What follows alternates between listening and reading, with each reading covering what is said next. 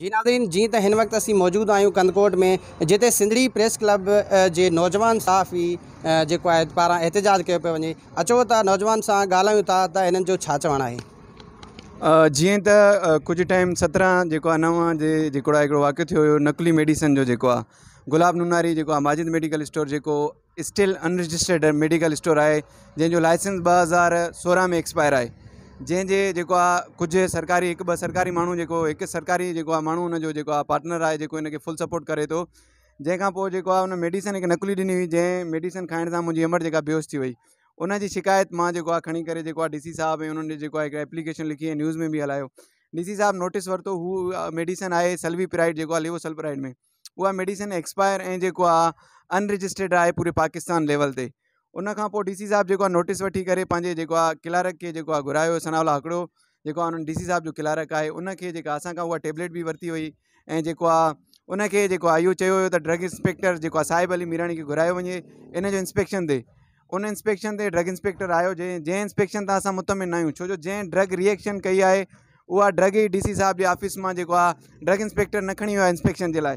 छो जो drug inspector जी जेको आहे असां वटि लेटर पई आहे, जंहिंमें ड्रग इंस्पेक्टर हिकु ॿी ड्रग खणी वई आहे, जंहिंसां रिएक्शन जो को बि वास्तो न आहे। असां इन जेको आहे इंस्पेक्शन मां मुतमिन न आहियूं, शफ़ाफ़ जेको आहे इंस्पेक्शन करायो वञे।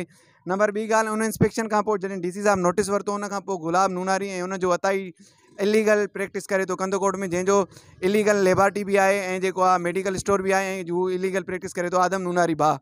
असां शाम जो जेको आहे होटल ते वेठा हुआसीं, जेको आहे उहे ॿई ऐं ॿ नामालूम माण्हू हुआ जंहिंखे बुट लॻल हुयो, उन्हनि अची करे असांखे मोतमार धमकियूं मूंखे ॾिनियूं।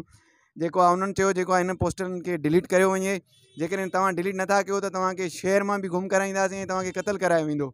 उनखां पोइ मां जेको आहे एज़ अ सहाफ़त बिल प्रोटेक्शन खणी करे जनाब SSP अमजद शेख साहब ॾांहुं जेको आहे रुख़ कयो। जनाब अमजद SSP शेख साहब जेको आहे उन शइ जो जेको आहे नोटिस वठंदे SHO A सेक्शन ॾे जेको आहे मूंखे रिफ़र कयो आहे।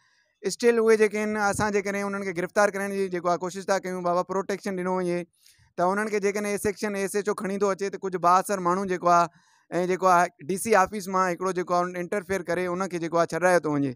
सो स्पेशली मूंसां जेको आहे इंसाफ़ु कयो वञे ऐं जेको आहे मोतमार धमकियूं ॾिनियूं वेंदियूं आहिनि। एतिरे हद ताईं जो मां घरां ई ॿाहिरि नथो निकिरां ऐं मां सभी सहाफ़ियुनि दोस्तनि खे रिक्वेस्ट कंदुमि त मुंहिंजे आवाज़ खे जेको आहे खयो वञे ऐं सभिनी उन्हनि माण्हुनि खे रिक्वेस्ट कंदुमि जेकॾहिं मूंसां इंसाफ़ु न थियो आहे। अॼु मां जेको आहे सेशन कोर्ट बि वियो आहियां, पटिशन बि दाख़िल कराई आहे, उहे सभु डॉक्यूमेंट्स मां खणी करे जेको आहे सेशन कोर्ट ॾांहुं वियो आहियां, जंहिं टेबलेट रिएक्शन कई, जेके माण्हू नाज़रीन, जी त तव्हां नौजवान सहाफ़ी जो ॻाल्हियूं ॿुधियूं, हिननि जो इहो ई चवणु हुयो त असां DC कश्मीर मुनवर अली मिठियाणी ऐं जेको आहे त SSP कश्मीर ऐं आला अमलदारनि खां इहो ई मुतालबो था कयूं त ख़ुदारा असांखे फिलफौर जेको आहे त तहफ़ुज़ ॾिनो वञे। असांखे इन अताई डॉक्टरनि मां ख़तरो आहे जेके सरेआम मेडिकल ऐं क्लिनिकूं ऐं लेबॉरेटरीज़ हलाए रहिया आहिनि। कैमरामैन टीम सां गॾु इशफाक बंगवार, सोच TV कंदकोट।